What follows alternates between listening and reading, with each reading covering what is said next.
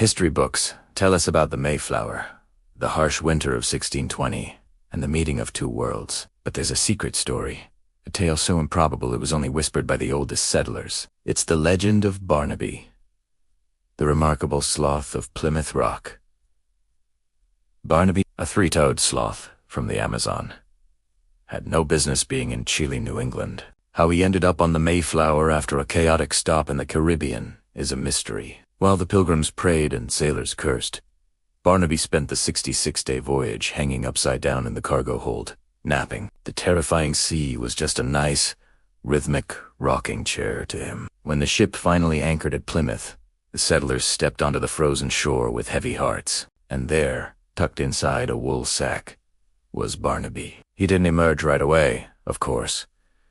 Sloths do nothing immediately. It took him 3 days to realize the boat had stopped moving. When he finally crawled out onto Plymouth Rock, the colonists froze. "Is it a demon?" whispered Miles Standish. A young girl remarked, "It looks like a very tired rug." Barnaby just looked at the somber crowd, blinked his massive eyes with agonizing slowness, and sighed. In that moment, the tension gripping the colony just seemed to crack. He wasn't a threat. He was the very picture of taking it easy.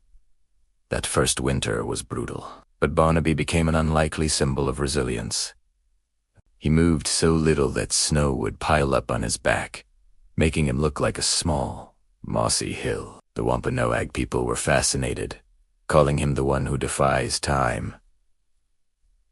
Squanto wisely noted, "The English run too much. This one, the sun finds him."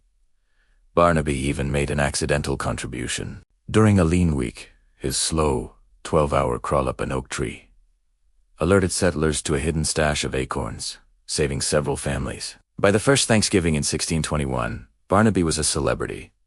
He was given a branch of honor above the main table. As everyone feasted for 3 days, Barnaby spent the entire time eating a single cabbage leaf. He chewed so slowly, by the time he finished, the party was over. He was the perfect guest. Quiet, polite, and no complaints about the food. As years passed, Barnaby became Plymouth's unofficial mascot, teaching everyone that there's a time for work and a time to move so slowly that moss grows on your back.